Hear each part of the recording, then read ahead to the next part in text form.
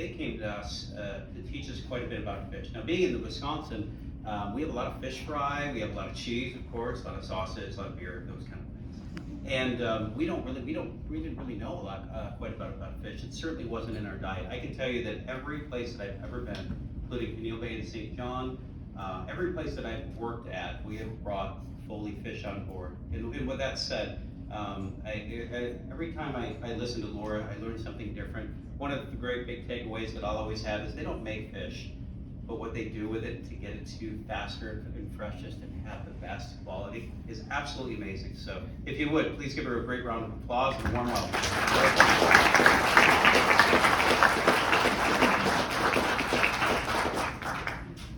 So it's almost my bedtime, so I'm hoping that I'll make it through without stumbling through. If I do falter, Wes Hilburn has actually been to the Foley School of Fish, which is an ACF EI accredited program for 3 days of listening to myself and my husband. I'd like to start by saying thank you very much to Chef Nicholas for inviting me here. We had talked about it back in 2019, coming for 2020, and of course that didn't happen. So it is the first time I've been sprung since COVID, and it's really just delightful to be here, and I really appreciate the invitation very much, and the fact that Hotel Hershey uses our seafood regularly and through COVID, so thank you. It's been a long couple of years. So I wanted to start by saying, I know you guys talk a lot about mushrooms here, so thanks for letting the fish in. I was giggling because Renee told me that perhaps that there had been a few of those events and that mushrooms are back in October, so I'm hoping that you are as interested in fish as you are in mushrooms. But thinking about, so why would someone do a Foley School of Fish? See, people are trying to help me stay awake. I like it. Did I touch something? Yes. Okay. Is it time to go? The reason why we need to talk about fish is because for any time you've ever had not a great seafood experience, you've gone out and you've said, I got this when I wanted this. Something that smelled, something that was tough, something that left an unpleasant smell in your home. Why is it that sometimes you go and you get this beautiful, amazing piece of fish, and sometimes you get the bruised, smelly, not so good? So what are the factors that are out there that make seafood a little bit difficult to handle and give you an erratic eating experience, whether at home or what you're receiving in your kitchen? And so we said, let's talk about the challenges that we face. Let's try to educate our chefs and our retail partners so that we can really deliver this 52 weeks a year together. At any step of the way, we can take this and turn it into this. So how do we maintain consistency, which is really the challenge? But what we also say is that when there's a challenge, it means there's opportunity. Because if it's hard to do well, chances are maybe our competition aren't doing it well. So I'm going to take a few slides. When I was a student and the professor would start talking and it wasn't organized, I'd say, oh gosh, I'm gonna fall asleep, I'm doodling, I'm writing on my jeans, whatever I'm doing. And so I said, all right, let's give these guys some expectation that I'm gonna stop talking at some point. So just wanted to give you a little overview of what I'm gonna try to cover this evening, and then leave some time for questions. I also have some business cards up here, so if you're not comfortable raising your hand, my email's on it. Feel free to shoot me an email after the session. I love hearing from people, and if there's something that I don't know the answer to, then we're both gonna learn something, so that's a win. So just a little bit about our company. We were founded in 1906 by my great-grandfather. He was an immigrant from the county Tipperary. The company was then run by my grandfather, and then my mom and dad, and then they came to my husband and me and said, hey, we want to retire, so what do you think about coming into fish? And I had been working in fish, packing fish in high school at age 14, and then went to college, worked in a little bit in public relations, and then I had actually come back and was working in sales My husband was in financial management, and but always wanted to do something entrepreneurial. So we studied the business and said, hey, this is something we want to do. So we've been at it for 21 years, and this past weekend we celebrated 20 years in marriage. So surviving as a couple, working together. People often ask how that works out. Well, we do have 2 plants located 57 miles away, and we do say that that is a bit of a key to a successful marriage, a little distance, good division of duties. What I wanted to show you, we talk about the globe being mostly water. Probably when you see it spinning around, it looks all blue. And you think, gosh, you know what, there are fish everywhere. Why are people even talking about shortages, or why does it matter where my vendor is located? Well, this is an aerial photo from NOAA. And what you see where the hot spots are, where it's red and green and yellow, that's where there's actually an ecosystem. That's where there's actually life. So you see the majority of the globe is pretty blue. But we're lucky enough to be located in that center where we have the inset up there, where there's a lot of activity going on. That means that there's a lot of fish and a lot of shellfish. So when you're sitting here in central Pennsylvania and you're like, who am I gonna partner with for seafood? You know, I like to say, do you want your fish off a boat, or do you want your fish off a truck? And so we're lucky enough to be located right here near the ocean. But let me tell you, that's only the very beginning. Location, location, location. These are the multiple factors that can impact whether you're gonna get this tomato or this tomato. And it starts with the fishing grounds where the fish are actually harvested from. And then man gets involved. And whether they do or do not do all of the steps on the right side of the slide make a difference in the quality, the end product that you're gonna see. So we're lucky enough, if you can see, there's Cape Cod kind of hooking around there, to be located right at the base of some of the world's most nutrient-rich fishing grounds. We have Georges Bank right here, and if you say, oh, she's this sales girl that comes in and is saying that her fish plants are near the most nutrient-rich fishing grounds. Well, I'm gonna talk to somebody in Jersey who says his is, and somebody in Fort Lauderdale that says his is. Well, don't believe me and my Irish blarney. You can listen to, actually my dad was the biggest storyteller. But truthfully, there's a book called Cod by Mark Kurlansky. And if you don't have a lot of time to read the big book, there's a children's version of it as well. And he really goes into depth about the unique attributes of Georges Bank. So don't just take my word for it. We've also got the Gulf of Maine that acts as a mixing bowl, spilling nutrients over the bank. We've got the Labrador Current in the north and the Gulf Stream coming up from the south. So these fish that are swimming on the bank have to work harder. Think of them as on a treadmill. So scallops that are equally fresh from the mid-Atlantic versus scallops that are coming off of Georges Bank, they're gonna be firmer, they're gonna stand taller on the plate just because of the environment that they came out of. The Bay of Fundy, located right about 10 hours north of Foley Fish, is where the salmon pens are that it's open ocean farming, have amazing tidal swings that really bathe the pens in nutrients and keep the water pristine. So these are all, we sort of have this really wonderful environment, and then it just drops off, just like that first slide that I showed you, into just sort of a virtual desert in the middle of the ocean.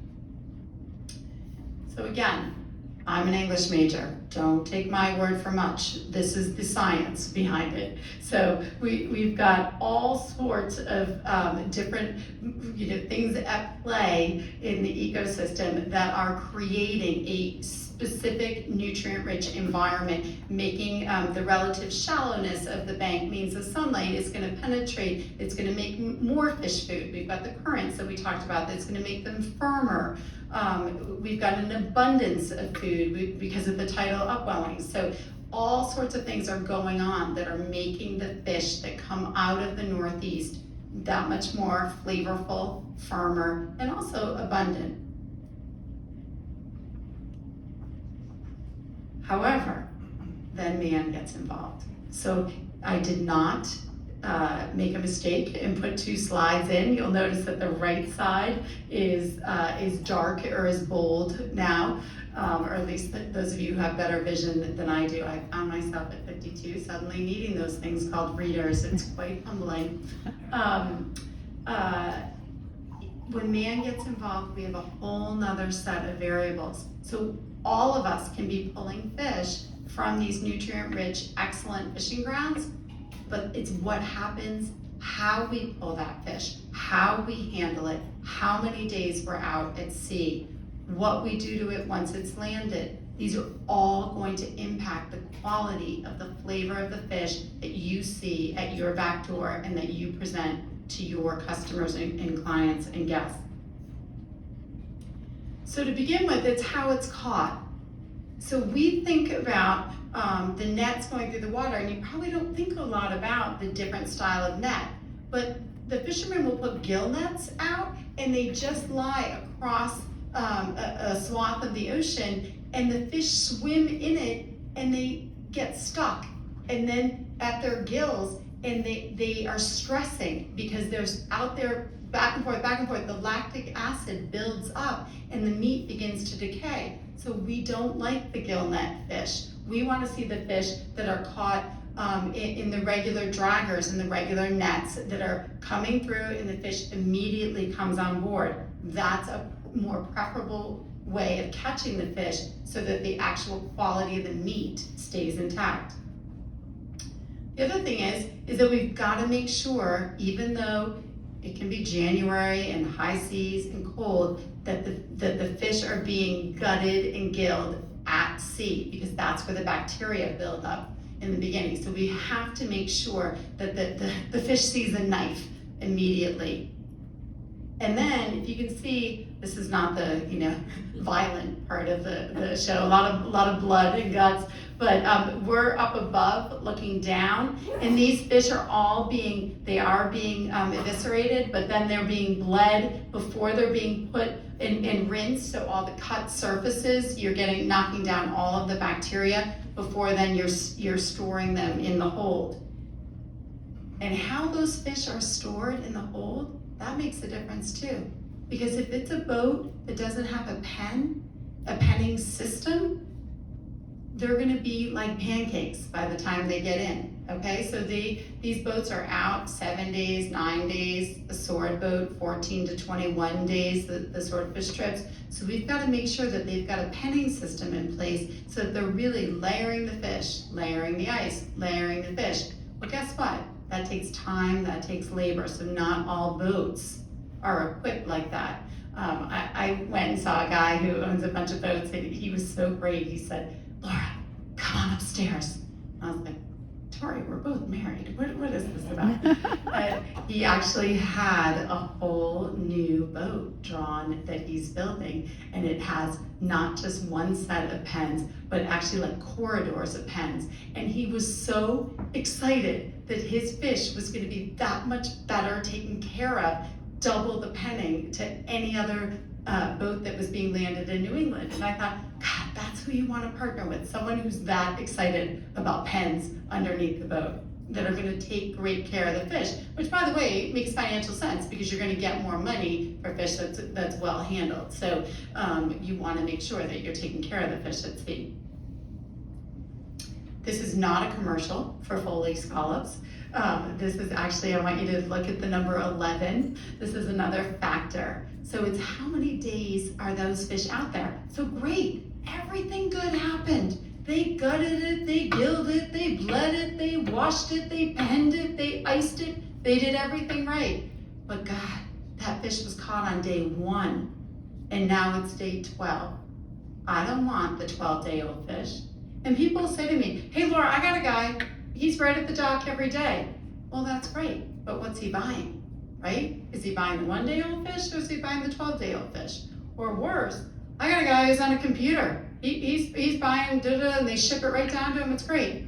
Well, I think you kind of want to be there because you want to see what you're getting. Are you getting the 1-day-old fish, or are you getting the 12-day-old fish? So So in the scallop instance, they have to shuck all the scallops at sea because the roe will have some toxins in it that they can't test for PCBs that far out that far offshore, 120 miles offshore. So they're all shucked at sea, and then the bags get labeled. So this is day 11 of a 12-day trip. That's a scallop that we want to buy.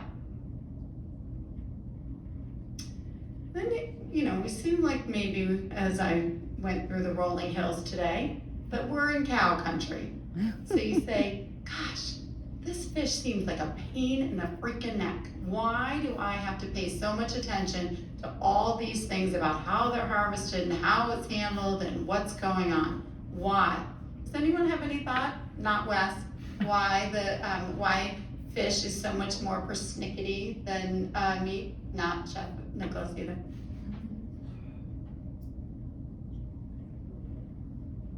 Or no wrong answers? Am I that scary? All right. So the fact is that meat is a warm-blooded animal, and fish are a cold-blooded animal.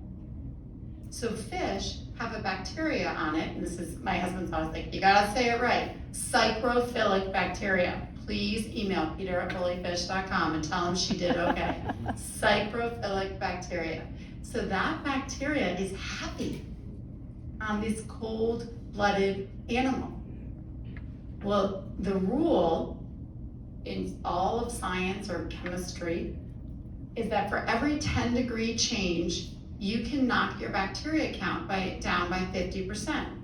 So if you take a cow hanging out at 98 degrees, call it 100 because I'm not so good with math, and you knock that down to 40 degrees, you've now knocked it 6 10-degree increments, right? So that's 300% reduction in bacteria. You've put that bacteria to sleep. That beef is done aging.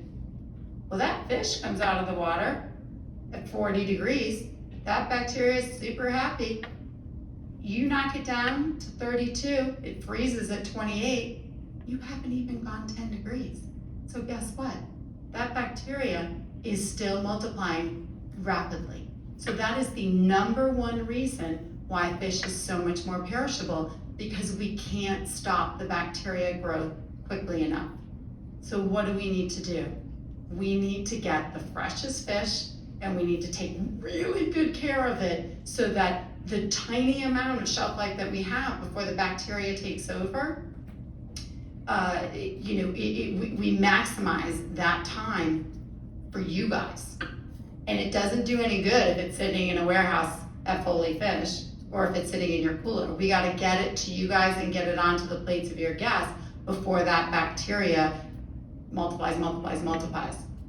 There are a few other factors about why meat is a little bit easier, and I might come back in my next life as a rancher's daughter, because fish is, it's a lot keeping everything cold. And let me tell you, those fish plants are cold, and the ice is cold, and it's slimy, racing against the shelf life clock is it's not easy. You can't place that order for 1,000 pounds and then talk to the chef again in a month. We're talking every day, getting the fish in and out. Again, just racing that shelf life clock and racing against the bacteria. The other thing I would say is that beef is a much more controlled environment, right? So you can look at a hamburger and say you knew the mama cow and the daddy cow back however many generations, and they can trace it back. And you've got a couple major beef producing plants in the United States. They have the government guys in the white jackets all around. Seafood's unregulated. A lot of little companies like Foley Fish.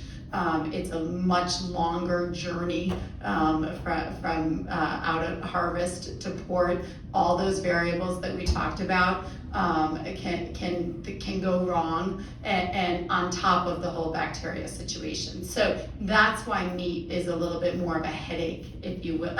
Fish is a little bit more of a headache. But again, you guys, if you do fish well, people aren't doing fish well as a rule in central Pennsylvania because you're far from the ocean, right? So if you can do it well, you can differentiate your offerings, and you can say, wow, I've got something better and different than anybody else, because there's a lot of fish that's been out of the water too long, and people haven't been working super hard to maintain that freshness and flavor, which we refer to as shelf life.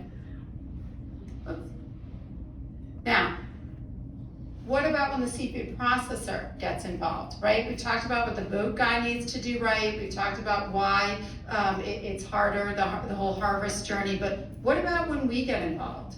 Well, these are slides that my dad used to bring around in a photo album showing the old realities: wood, pitchforking, brine tanks. We used to have a picture with a guy smoking a cigarette. You know, that was you know, these were the days in fish. So it was easy to be like, oh, wow, look at this company. This company's got this shiny new plant. Because at the time, we had the Boston plant, and my dad had opened the New Bedford plant in 1980 to have restaurant quality fish at retail. So he'd go around with this photo album showing them, here's my shiny new plant, and here are these characters. Who do you want to buy from? And he sold a lot of fish. Well, the challenge that you guys are under in an unregulated industry is technology. So the games that go on in our business that don't have to be labeled. So we went to the seafood show because we heard someone said, Laura, your Chilean sea bass is too expensive. And I went to my Chilean sea bass guy and I said, you told me you were the largest importer of sea bass. Why is my Chilean sea bass more expensive? Are you charging me more? He said, get a fillet and put it on your candling table backlit, and you can see the needle injection marks. I was like, what the heck are you talking about? Sure enough, there's a group, and they do it with lunch meat and pork and different things, but basically, it is legal to take a slurry of a cheaper fish, like say Alaskan pollock that goes into McDonald's filet of fishes, and partically inject it into a more expensive fish, and you'd never know. The only way you'd know is looking at the price point and saying, oh wow, this guy's $3 less. Well, you know why? Because it's 75% Chilean sea bass and 25% a slurry of a less expensive fish. So what I would challenge you students is to really make sure that you know your vendors, know the products that you're getting, and if something seems too good to be true, ask questions. Because it was only through having a dialogue with one of our customers who didn't just go away from us, but actually said, hey, Laura, I'd like to buy from you, but come on, my food costs, that I learned something too. And this is what's, goes on in our industry. So just again, thinking about partnering with vendors who are giving you exactly what you're asking for and not a little extra side of a slurry. This is just more information about the company. Again, we went and watched the whole video at the seafood show. We're like, tell us more about this process. And it was definitely interesting, but it really, it makes people, you could taste it when you actually eat the portion that's not all sea bass. It's salty and it has a weird texture to it. And then people eat it and they think they don't like fish. And I was like, you don't not like fish, you just don't like adulterated fish.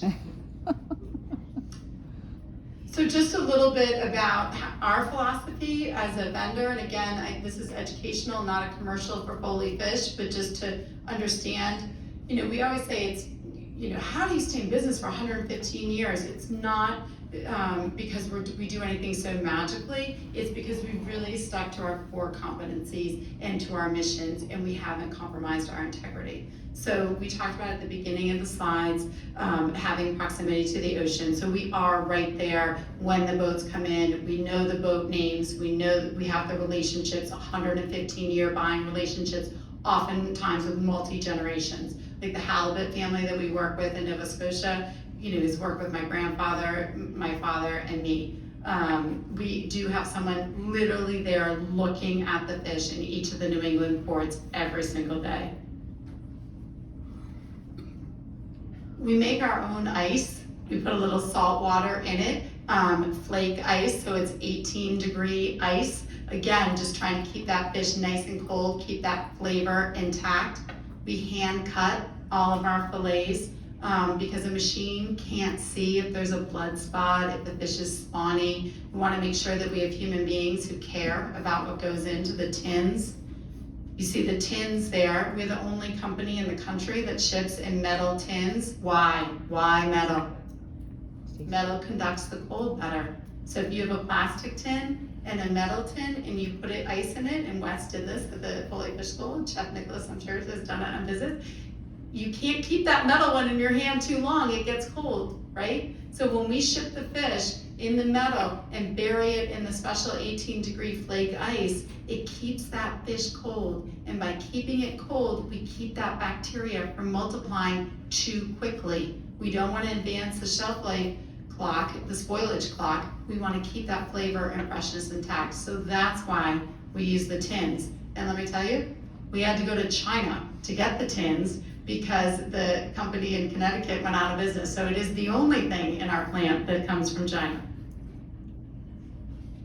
So we've gone through the list of things, so I don't need to go through it again. But one thing I want to touch on is, great, the boats handle it well, we handle it well, you get a great piece of fish.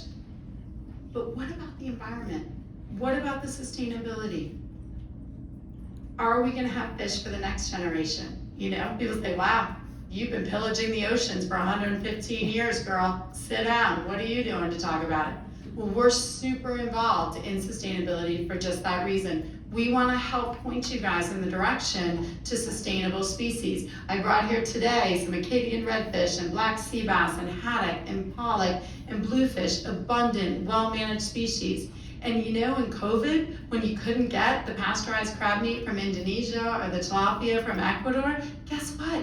These guys were still fishing, and these guys are still available, and these guys are all still affordable. So want you, especially young people coming into the industry, it's super easy to buy what the distributor's offering because they are getting it in by caseloads. But you know what? If you think about what is sustainable, what is well managed, think about some of these species, and again, they're gonna differentiate your menus because they're different than what everybody else is offering. So let's talk a little bit about how the fisheries in the United States are managed. NOAA is the body of the government that manages the oceans. There are 8 regional councils across the country that manage based on location. We have the New England Fishery Management Council that we work actually closely with the Mid-Atlantic Council too, because unbelievably, the fish don't know the borders, and we share some species like black sea bass, like striped bass, that we co-manage, which you can imagine having all the states deciding. We have some very interesting regulations. So we have we have the regional councils that do all the fish that are landed 3 miles out, and then we have the state councils that manage the inshore waters. We've been active in fishery management since the 90s. The fishing stocks crashed right after my dad had built that shiny new plant, and he said, wow, we better know what's going on, because if we're not involved, we're out of business. So we got really involved in fishery management. Bill Gorenzer, who's our Portland, Maine buyer and works with a lot of our shellfish harvesters, was chairman of the New England Fishery Management Council Groundfish Advisory Panel. They have a bunch of advisors from industry and from fishing and from environmentalists that talk to the actual council members when we're trying to make decisions. Bill's also worked on the highly migratory species panel. These are species that swim the globe: swordfish, tuna, sharks, helping to regulate those. There was a whole campaign, boycott swordfish, about 20 years ago. And what the chefs here were trying to do to save the swordfish, they didn't realize that the US were actually at the forefront of all the regulations, and it was the European countries that were taking the babies out of the water. So when we were boycotting our quota, we were just giving more quota to the people that were acting irresponsibly. So Bill's involvement helped us educate our customers about the way the quotas and the gear modifications worked with the highly migratory species. The governor of Massachusetts appointed me to the New England Fishery Management Council, so I was actually a fishery manager for 3 years, and I was on the groundfish panel, the skate committee, the groundfish committee, the skate committee, and the scallop committee, which was a great way to work side by side with fishermen, scientists, and environmentalists to really understand how the oceans are managed. One thing I want you all to be aware of is that it is against the law in the United States of America to overfish. All right? People, we see headlines, the media likes to sensationalize things, but we, as the law of the land, is to make sure that we do not overfish any species. How do we do that? We have what's called a catch share system. And we say for each species, here's the maximum sustainable yield for that species. And then we say, if we're gonna fish at this level, we would think we might be overfishing it. We might dip into that maximum sustainable yield. So let's set an overfishing limit that we can't go beyond. And then we say, there's a little uncertainty. We don't know how much is coming in or out of the water. Let's set an acceptable biological catch. Okay, that's our target. But guess what? We're still not 100% sure, and we've got recreational fishermen, commercial. Then we'll set an annual catch limit. So there is a triple buffer for every fishery that's managed in the United States to guard against overfishing. Now you might say to me, but I read somewhere that a stock is overfished. Well, that's the status that they give it. Instead of saying it's depleted, they call it overfished. So it could have been overfished in the case of Atlantic halibut in 1920, but they don't call it depleted, they call it overfished. And then if the stock is coming back, they don't call it plentiful, they call it not overfished. So that's the best we can do from the government is sort of a double negative. But what I want you all to understand is that for every species, as active managers of the ocean today, we are managing with a triple buffer to guard against any overfishing for future generations. In addition, we're doing things to protect juvenile fish through gear modifications. We have the largest mesh size in the world to ensure that fish can swim in and swim out. We have areas with rolling closures to prevent, we don't want to be catching the fish while they're spawning, no interrupting them. We also want to protect the habitat. Super important to know where we're putting those nets in the water. So just to give you a little bit of an idea of the math behind for a specific species, for the entire biomass of New England. So we've got a sustainable biomass of 413 million pounds. We said that we can catch 270 of it, but you know what? For a variety of reasons, including a lot of people leaving the fishery, we only took out 44 million pounds. So I want you to feel good that we are not overfishing in the Northeast.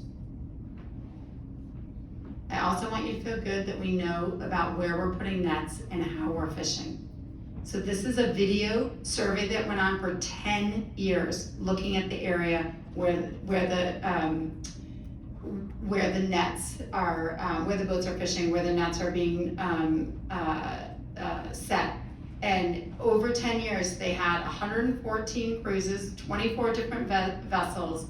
They covered 70,000 kilometers. They got a really good idea of what the bottom looked like. And this is what it looked like. A lot of sand ripple, a lot of sand and shell debris, granule.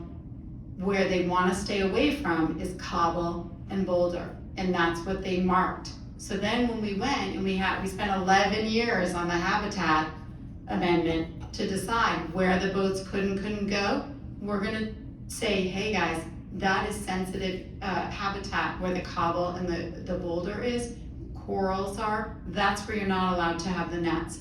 But that's the kind of research that we're doing to make sure that we're putting the nets like we're raking the ocean and not having damage done so that we're protecting the ecosystem, again, for future generations. So triple buffers, plus making sure we're not putting nets in dangerous places. And by the way, a little common sense, the fishermen don't want to be putting their nets in cobble and boulder because it rips the nets, and nets are expensive. So just so you can see, there are a lot of different species that are locally sourced and economically viable. Seafood prices have gone up about 50%. It's ridiculous, the inflation, especially things like lobster, pasteurized crab meat, just really, really king crab, pricing we've never seen before. So wanted to show you some species, sole and monkfish and haddock and redfish and hake and pollock and skate and Jonah crab, which is a locally harvested crab, that are all affordable, abundant, well-managed species to think about incorporating on your menus in terms of having food cost wins, but also freshness. They're not coming from tens of thousands of miles away. Just a few slides on the things that you ate today. We did have the all-natural Georges Bank sea scallops with some butternut squash in the corner. Again, we talked a little bit about at the beginning about how the scallops that are coming off of Georges Bank are going to be firmer and sweeter because of the ecosystem. There's also a lot of adulteration that goes on with scallops, not the particle injection, but soaking, using sodium tripolyphosphate, using something called Altessa, Takisa.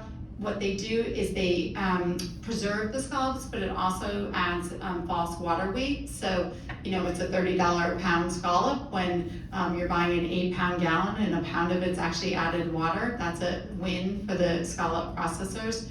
We don't do any of that, so I'm hoping that you tasted a really nice, sweet, firm scallop.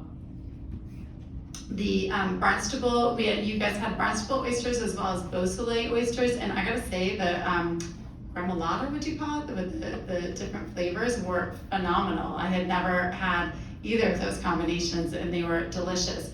But again, trying to partner with shell fishermen that are right near our plant so that you have good harvest dates and you've got nice, fresh, salty, briny oysters. And then I just want to finish up with the Bay of Fundy salmon. The smoked salmon that you had is actually this salmon that Chef also uses in the fillet form, but we do it both smoked and in the fillet. Because people often say, oh, farm salmon is that bad. Well, do your due diligence about where your farms are. Sometimes people are like, oh, I want the Faroe Island, I want the Scottish, I want the Norwegian. Well, think about the carbon footprint, think about the days out of the water. This salmon is pulled for us 5 days a week. It comes down on a truck, it's 10 hours out of the water. There's no fresher salmon. They have polar twine thatches, you can see here, over the top to prevent fish escape.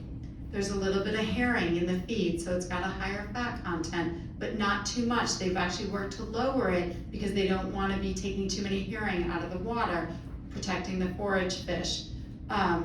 There are farms that are doing the right thing, so not all farm salmon is bad. And wild salmon's delicious, but it's only available, part of the year. So right now it starts in the spring with the kings, and then you've got the kings and the sockeyes, and then right now we're kind of seeing the completion of the coho run. There is a king run year round, but the weather in Alaska, they're not landing a lot of them in January. So I just want to take a slide on farm fish, because farm fish is going to be the answer for our global population, but we just have to make sure that it's being farmed responsibly and not doing damage to the environment, and that it's healthful. The feed that these salmon get, also the carotenoids that color the salmon, it's not a dye. It's actually made from algae, so it's an all-natural colorant in the fish, which is important as well. So finally, thanks for listening to a lot of information about fish. If you have questions or you're looking for more information, we did launch a website, a renewed website in 2019 that has a lot of information on it. If you hit contact us, you get me or Peter, usually me. So I'm happy to answer any of your questions. We do have a Foley Fish Instagram page. I'm always looking for followers.